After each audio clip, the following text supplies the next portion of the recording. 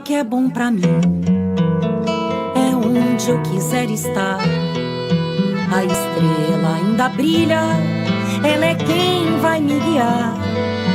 Ser guerreira é minha sina, batalhando pra vencer.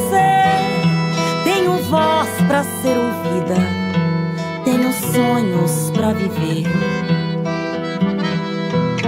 Não vão mais conseguir me anular, me calar. Ninguém vai me impedir de cantar e lutar. Seja em casa, no campo, na rua ou na praça. Chega de mordaça, agora eu vou falar. Porque eu sou mulher pra fazer acontecer. Eu sou uma delas, são elas por elas, ocupando os espaços de poder. Políticas de segurança e moradia digna são fundamentais para a vida das mulheres. E para falar sobre este tema, o TV Elas por Elas Formação recebe Tamires Sampaio, coordenadora do Programa Nacional de Segurança Pública com Cidadania, e Moema Gramacho, prefeita de Lauro de Freitas, na Bahia. Olá a todas, a todos. Meu nome é Tamires Sampaio. Eu sou de São Paulo, sou advogada, tenho um mestrado em Direito Político e Econômico, sou militante do movimento negro, militante petista, e atualmente eu estou como assessora especial do ministro da Justiça e Segurança Pública, o ministro Flávio Dino, e sou coordenadora do PRONASSE, que é o Programa Nacional de Segurança Pública com Cidadania. Quero saudar o programa Elas por Elas, para mim é uma felicidade estar aqui falando com vocês, em especial para explicar um pouquinho mais sobre o que é esse programa, como ele foi criado, de onde surgiu e como ele se relaciona com as políticas para as mulheres, em especial as políticas de enfrentamento à violência das mulheres, né? Então, vou começar a falar um pouco da concepção do programa, né? O Programa Nacional de Segurança Pública com Cidadania, o que significa isso, né? Da onde que vem esse termo? Historicamente, no Brasil, a gente aprende e entende a segurança pública numa perspectiva da manutenção da ordem, prevenção de risco, e isso aliado a uma sociedade que foi construída com base na exploração da população negra a partir da escravidão, no genocídio dos povos indígenas, no genocídio da população negra, né, que o movimento negro há muito tempo denuncia, ou seja, né, através dessa dinâmica do racismo estrutural, a política de segurança pública, historicamente no Brasil, acaba se tornando uma política de criminalização, de exclusão, de encarceramento e de naturalização das violências, né, em especial dos homicídios, né, da morte que acontece em torno dessa população. E aí a gente pode ver isso claramente através dos dados, né? Então, em 2016 teve uma CPI sobre o assassinato de jovens no Brasil, e nessa CPI o relatório destaca que a cada 23 minutos um jovem negro é assassinado, e que por conta desse tempo, né, de homicídios que ocorrem, é possível dizer que existe uma espécie de genocídio contra a juventude negra no Brasil. E aí, depois, nos anos seguintes, através de pesquisas do Fórum Brasileiro de Segurança Pública, o Atlas da Violência, o Mapa da Violência, também foi se identificando um aumento dos assassinatos contra as mulheres, em especial as mulheres negras. Então, falar sobre segurança no Brasil não pode estar relacionado apenas a essa noção da manutenção da ordem, porque, na prática, a manutenção da ordem significa manutenção de uma estrutura social que foi construída para necessariamente manter e naturalizar desigualdade e violência para uma parcela da população que é pobre, trabalhadora, que é periférica, que é majoritariamente negra.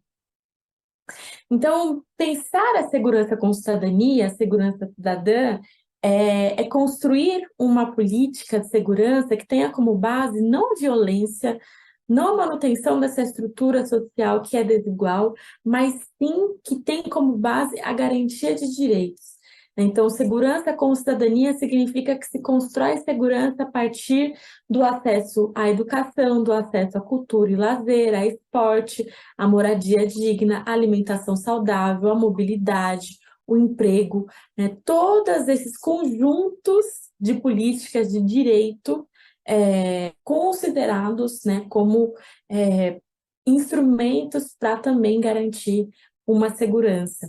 E aí o PRONASSE, o Programa Nacional de Segurança Pública com Cidadania, ele surge em 2007, já no segundo governo Lula, na época em que o ministro Tarso Genro era o ministro da Justiça, e ele surge nessa perspectiva, né, de construir uma política de segurança que tenha como base a garantia de direitos, em especial a articulação, né, entendendo a segurança como uma política transversal, ou seja, passou a estimular e incentivar projetos culturais, projetos de educação, projetos de prevenção à violência nos territórios em que o índice de vulnerabilidade social e econômica e violência era muito alto. E a partir disso foi articulando com o Ministério da Educação, o Ministério dos Esportes, da Cultura, as Secretarias de Juventude, de Igualdade Racial, das Mulheres, Direitos Humanos, para construir nesses territórios em que era identificado um índice de violência alto, políticas preventivas, políticas de garantia de direito. Isso somado à capacitação e formação dos agentes de segurança, em especial os policiais militares e a Guarda Civil, e o incentivo a uma política de segurança voltada para a prevenção e voltada para a redução do uso da força, né? Então, para uma articulação de uma polícia comunitária, bem articulada com os movimentos sociais. Durante agora essa retomada, né, do presidente Lula de volta à presidência da República, a gente retomou, junto com ele, o PRONASSE. O PRONASSE, infelizmente, ele foi se desmanchando, né? Foi um programa, uma política que não teve continuidade com o passar do tempo, mas que agora a gente está retomando e com força total.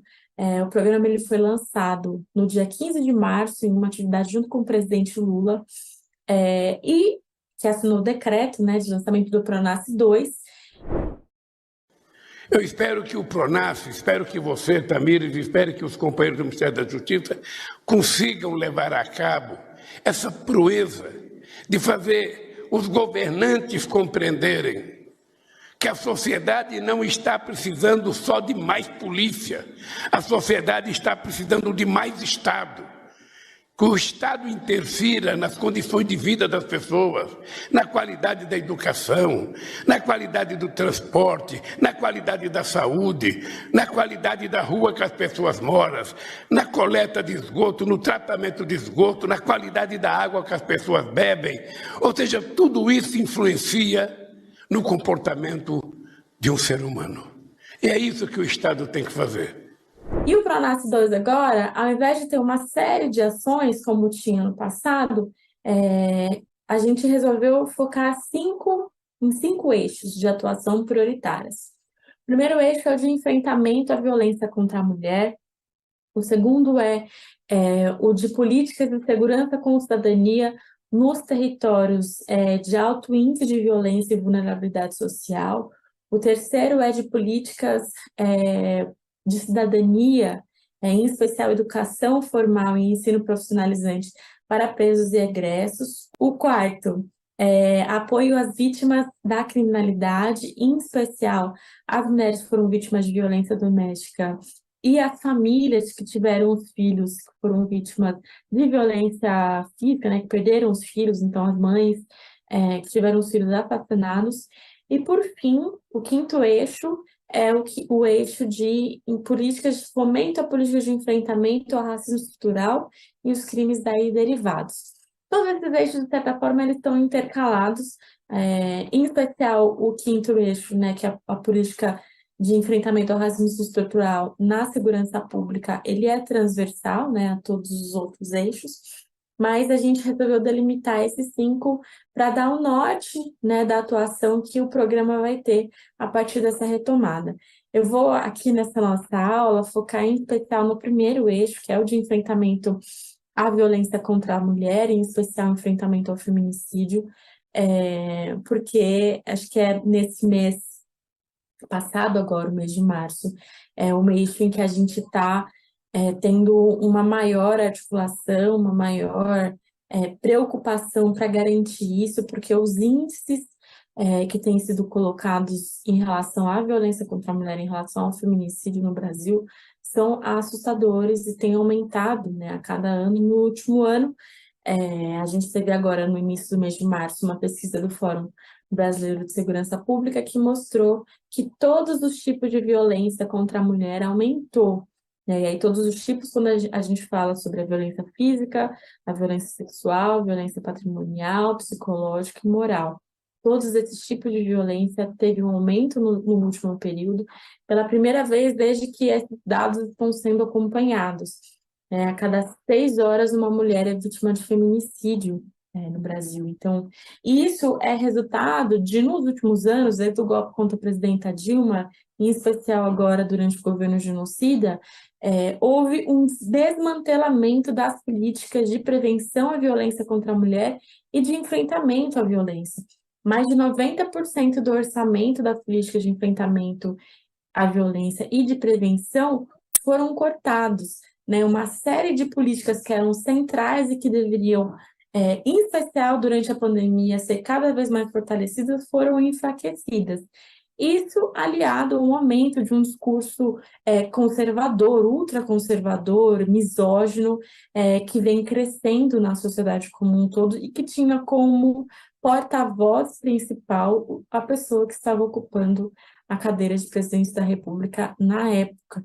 Isso acaba criando, não só na prática, né, por conta do corte do orçamento das políticas públicas, mas numa perspectiva cultural, acaba criando um sentimento de autorização à violência, né, já que a pessoa que deveria ser responsável por garantir o fomento ao enfrentamento à violência, muitas vezes verbalizou ataques, né, e ajudou a naturalizar esses ataques contra as mulheres. Então, esse primeiro eixo de enfrentamento à violência é um eixo que a gente está construindo em parceria com o Ministério das Mulheres, né? Então, foi anunciado no dia 8 de março, e na sequência no dia 15 de março, uma série de pacotes, né, em parceria para o enfrentamento à violência, dentre elas o anúncio da construção de 40 Casas da Mulher Brasileira, né? A Casa da Mulher Brasileira é um programa do Ministério das Mulheres, é a principal entrega do programa Mulher Viver Sem Violência, que foi também retomado agora, e no âmbito do Ministério da Justiça, é através do PRONAS, desse primeiro eixo, que a gente está construindo essa articulação e vai garantir o orçamento para a construção de 40 Casas da Mulher Brasileira, né, em todo o território nacional. Uma outra entrega concreta que a gente já iniciou foi de viaturas para as patrulhas Marias da Penha.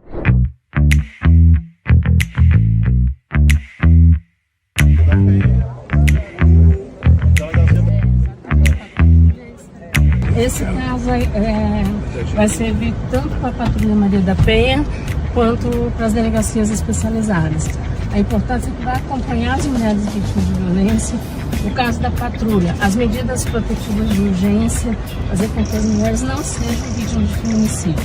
Nós estamos trabalhando, tanto o Ministério das Mulheres quanto o Ministério da Justiça, que a Patrulha da Maria da Penha é uma forma de prevenção ao feminicídio no Brasil.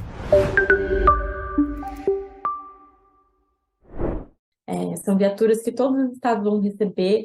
A Patrulha Maria da Penha é uma equipe especializada, tanto da Guarda Civil Municipal quanto da Polícia Militar. Aí depende, tem cidades que tem na GCM, tem cidades que tem na Polícia Militar, tem cidades que não tem nenhuma das duas, e a gente está estimulando para que todas as cidades tenham, né? E tanto a Polícia Militar quanto a GCM faz um acompanhamento das mulheres que têm medida protetiva. medida protetiva de urgência, e a partir desse acompanhamento garante que o agressor de fato cumpra a medida protetiva e garanta que essa mulher ela de fato esteja em um processo de segurança.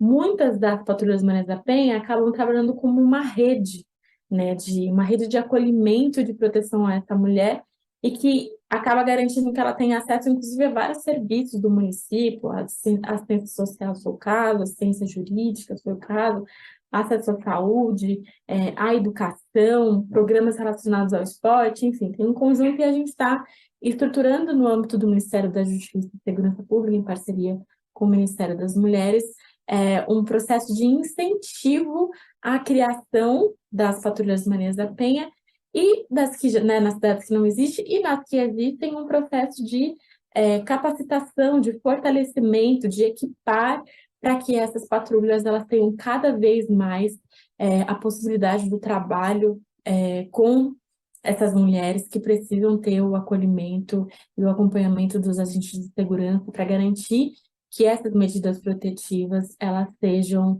cumpridas.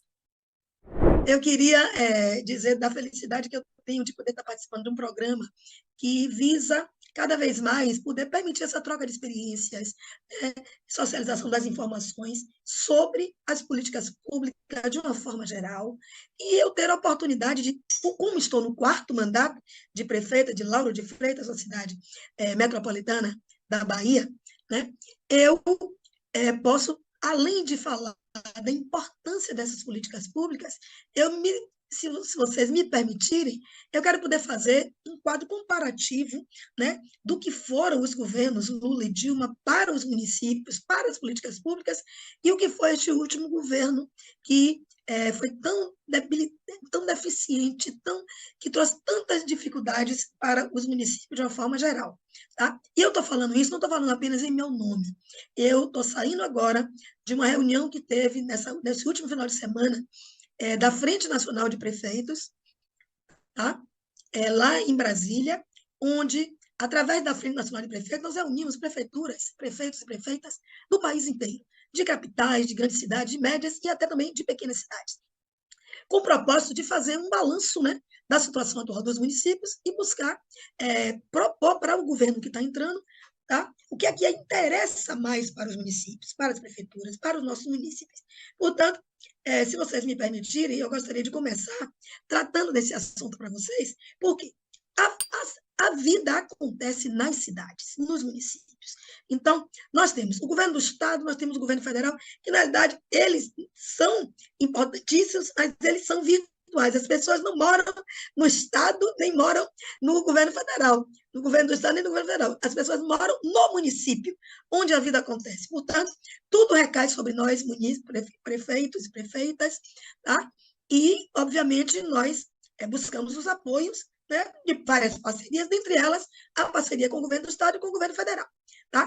Então, feita essa preliminar, eu queria dizer que eu posso ser suspeita para falar, porque sou do mesmo partido do presidente da República, mas, sem sombra de dúvida, eu tenho como testemunhar tudo o que nós implantamos em Lauro de Freitas, desde o meu primeiro mandato, que foi em 2005, de 2005 até 2008, o segundo, 2009 a 2012, e o terceiro eu voltei, deixei de ser deputada federal para voltar a ser prefeita de Lauro de Freitas em 2017, e estou até agora já nesse segundo mandato, desta segunda etapa, portanto, no 4º mandato.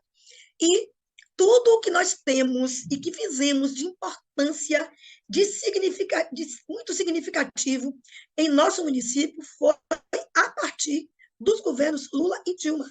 E esses últimos 4 anos não teve nada de novo que a gente pudesse dizer assim, olha, essa política pública é uma política pública que interessa aos nossos munícipes.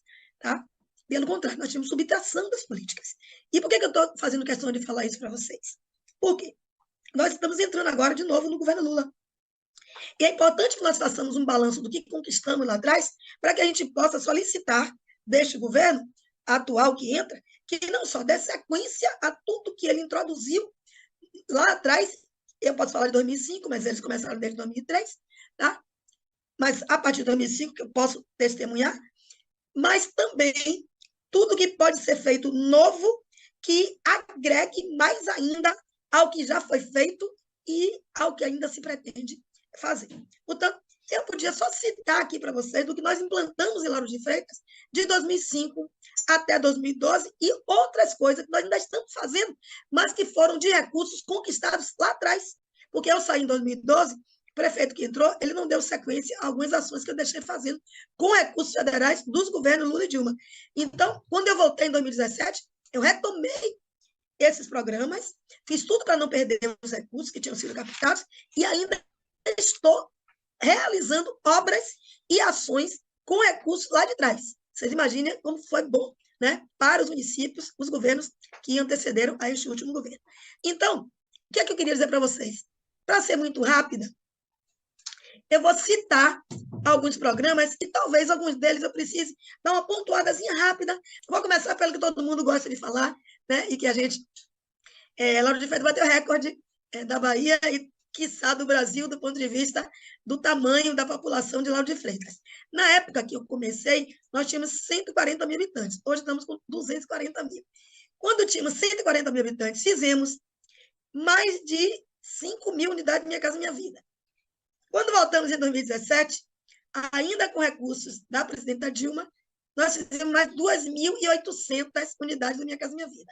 Então, só de Minha Casa Minha Vida, nós fizemos mais de 7.800 unidades do Minha Casa Minha Vida em Lauro de Freitas. Tá? Mas fizemos também ainda, fruto do governo Lula, 239 casas num programa chamado HBB, que vinha de Fernando Henrique, mas foi Lula quem implantou aqui em Lauro de Freitas e veio entregar, inclusive, as 239 casas em Portão, e mais 313 casas na Chácara Taiti, lá na Itinga, que era por outro programa também do governo federal, que era o 260. Pois bem, não lembro se era 460 ou 260, alguma coisa nesse sentido. Pois bem, que entregamos 313 casas. E também, durante os governos, nós fizemos outros programas de arrendamento residencial, com mais de 990 casas, apartamentos, que foram entregues também para uma população de uma faixa etária um pouquinho maior que a do Minha Casa Minha Vida. Porque Minha Casa Minha Vida é de 0 a 3 salários mínimos, que é a faixa 1.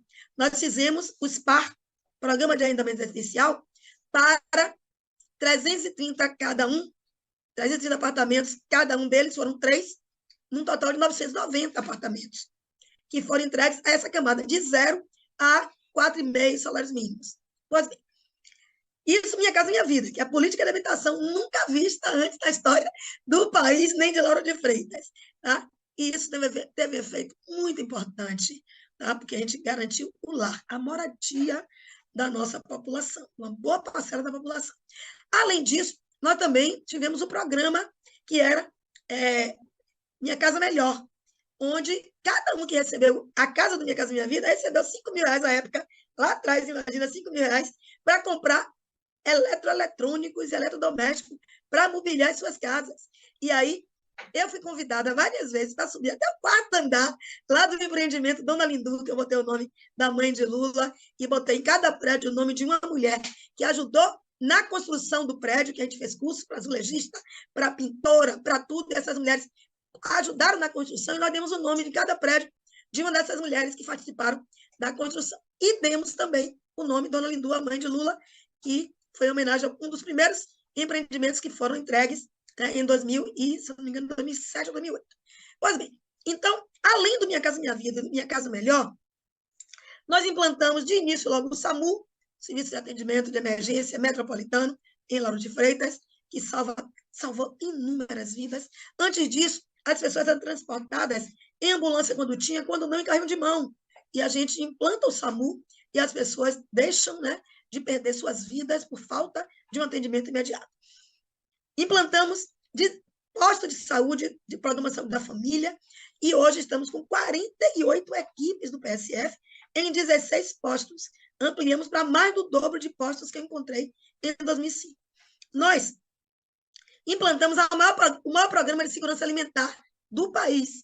Inclusive, eu fui apresentar este programa lá em Beijing, na China, em Pequim, na China, numa feira dos BRICS, né, dos países em desenvolvimento, como representando o programa de segurança alimentar do Brasil, e instituído na gestão do presidente Lula. E Lauro de Freitas conseguiu implantar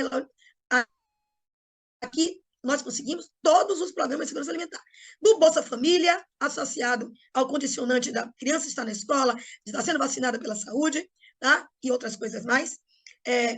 O Bolsa Família, a gente também, a propriedade da unidade habitacional era dada para a mulher, que historicamente, tanto para... Olha, o Minha Casa Minha Vida era a propriedade da unidade para a mulher. E o Bolsa Família era prioritariamente a mulher que se cadastrava. Nada mais justo, porque as mulheres sempre cuidaram da economia do lar. Tá? Aí, nada mais justo na hora de ter um dinheirinho e de ter uma casa própria, que ela ficasse fora desse bambá, né? Então, foi muito sábia essa posição do presidente Lula de garantir o Bolsa Família em nome da mulher, prioritariamente, e a propriedade da casa do Minha Casa Minha Vida também, prioritariamente, em nome da mulher. E, na política de segurança alimentar, nós constituímos, além do Bolsa Família, que desenvolveu a economia local e garantiu o mínimo de alimentação necessário para a família, nós implantamos o restaurante popular, que até hoje, desde 2008, foi implantado. Nós, até hoje, servimos 3.000 refeições por dia. Antes era R$1, hoje é a R$2. Comem 3.000 pessoas no restaurante popular nosso, que fica no centro da cidade, que atende a todo mundo, inclusive de fora daqui. Salvador, Camaçari, Simoncílio, porque a gente aqui é a região metropolitana. Então, como não tem que exigir que seja do município, vem muita gente de fora também comer aqui. Além disso, a comida é deliciosa, nunca teve uma dor de barriga, nenhuma queixa. Tem também nutricionista para poder ver a questão nutricional e tudo. Temos, além disso, uma cozinha comunitária num bairro populoso, porque para evitar que as pessoas tenham que se deslocar lá da Itinga, um bairro de grande população, para vir para o centro. Então, o do centro é aberto a todo mundo e o da Itinga acaba sendo limitado ao bairro, porque as pessoas do bairro já chegam cedo e acabam comendo também antes do pessoal de fora. E temos o banco de alimentos, que, além de receber alimentos doados, também nós compramos alimentos e eles fazem sopão, fazem sopas, fazem entrega de alimentos para as comunidades carentes e para os abrigos, né? As casas de convivência e outros, tá? Para garantir a alimentação. Bom, eu estou em 15 minutos, vou correr para dar tempo. O Bolsa Família, ele durante o governo,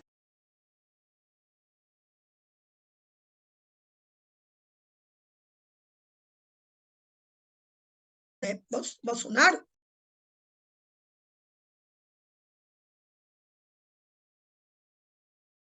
muito reduzido, em mais de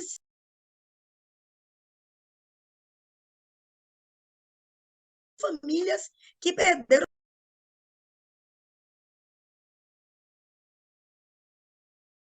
Tá? Depois voltou.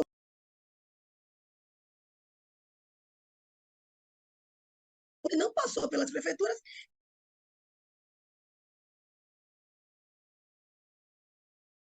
Quem é que recebe? E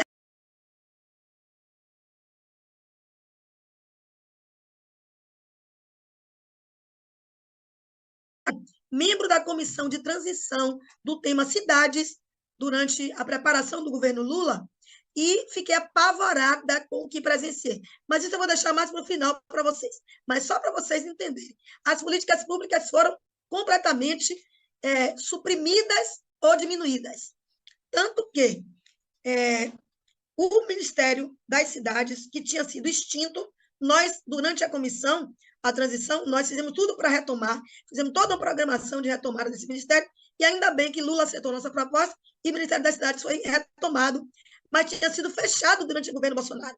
E não só fechou o ministério, como fechou praticamente os programas sociais. Tá? Em relação à Minha Casa Minha Vida, ele não fez uma casa chamada Verde e Amarela para as famílias de baixa renda, para a camada 1. Usou o nome Casa Verde e Amarela para fazer financiamento através de fundo de garantia para famílias que tinham renda maior de 6 salários mínimos. Não fez uma unidade habitacional para as famílias mais carentes da faixa 1 do Minha Casa Minha Vida.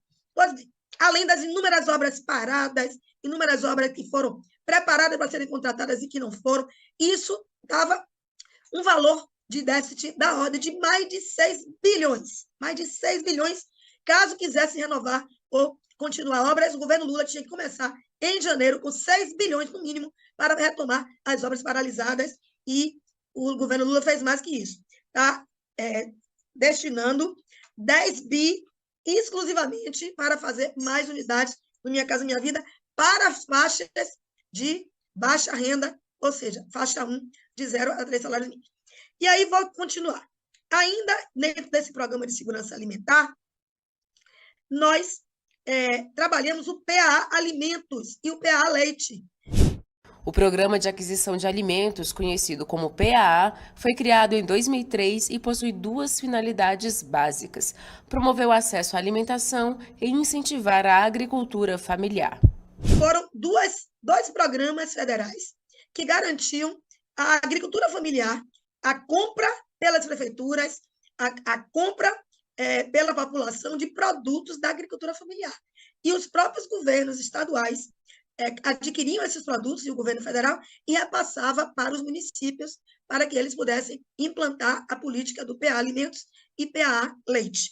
Tá? Com isso, desenvolveu a indústria da leiteira e a indústria da agricultura, dentre elas, a agricultura familiar. Viver com segurança e em uma casa adequada é fundamental para a vida das mulheres. E esse foi o tema da aula de hoje com Tamires Sampaio, coordenadora do Programa Nacional de Segurança Pública com Cidadania, e Moema Gramacho, prefeita de Lauro de Freitas, na Bahia. Anote na sua agenda que amanhã tem mais. É de segunda a sexta-feira, sempre às 4h, aqui na TVPT. Reveja esta e outras aulas na playlist TV Elas por Elas Formação, no canal da TVPT no YouTube ou em formato de podcast no Spotify.